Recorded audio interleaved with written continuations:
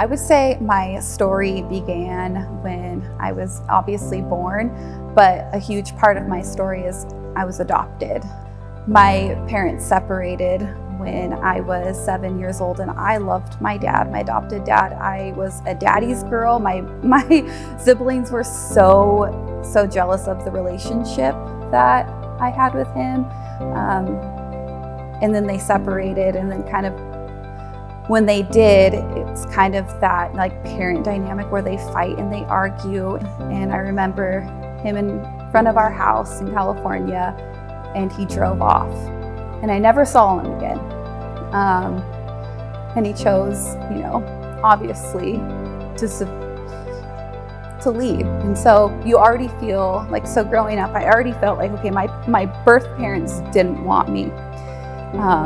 My dad didn't want me, and I was left just so broken as a young kid. I had a lot of thoughts of suicide. I would remember at the age of 7, I would bang my head on the wall and pull my hair out, and I just felt so unworthy, so unloved, and nobody in this world could love me. And I entered into a relationship when I was 15 years old from a guy that I was like infatuated with, and at that time he was so kind to me, and he was like everything. I felt so happy and whole and accepted and loved for that moment. And it was 4 years of a journey of just complete like abuse.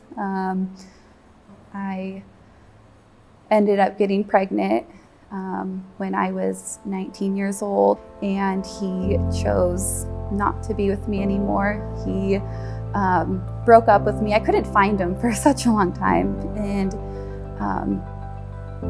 so he left.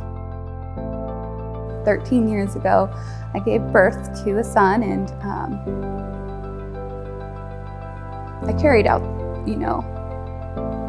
having him for a while, but in my heart I knew that I couldn't give him anything that I didn't have. I was so empty inside, even just scared and all of these emotions. I was 19 years old. I didn't have a job. I didn't have anything to give. And my sister at the time couldn't have kids.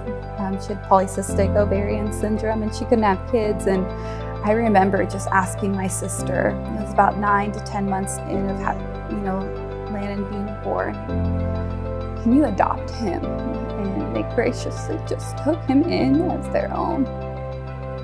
And the biggest desire of my heart for him was to have everything that I couldn't give him. And the most important thing that I never had growing up was a dad. So we, as adopted, kids, my sister was adopted as well, really felt like we needed to tell him, hey, like, I love you, Landon. I just didn't love myself. And he's so gracious, and he is so kind to know that I needed to get well. I needed to be well, healed, whole. I needed to know that I was loved by the Father. I remember being in kind of like a worship setting, and it was the first time that I knew I would never go back. And I remember a song came on, and it just changed my life forever. Like, I felt whole, and it said in this lyric, your love makes it worth it. Your love makes it worth it all. And I felt like pinned against the wall. I felt his presence, I felt his wholeness, and I felt healed in that moment. And I fell onto the floor, and I just was like, Jesus, all of this makes it worth it all. Love makes it worth it all, and I'm going to spend all of my days, every moment, giving back what you gave me. And I think that's why worship is so important to me, is because I felt the presence through worship. I felt wholeness through worship, and I felt alive in worship. I felt like he made me to worship. And so that moment, I just like got plugged into everything. I got married to David, obviously, and we had Grace in a year after we were married. I was kind of scared. I was like, what if I can't do it again? Like, what if I just suck at this? I'm great at it. I am a great mom. I just, and I love being a mom. When people look at me worshiping, I want them to know that it's from a place of, I fought for it. I fought to get through the presence, and I fought to be who I am. But when I'm up there and I'm singing and I'm dancing and I'm jumping and I'm clapping and I'm shouting and I'm declaring, it's for them.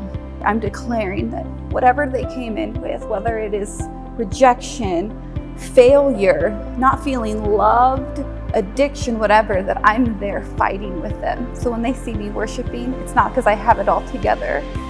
It's because I know who can put them back together. And I want it to be expressed through me and through my acts and my expressions. And I want to give them permission to just love Jesus and to worship him and to feel the same love that I felt in that moment where his love made it worth it all.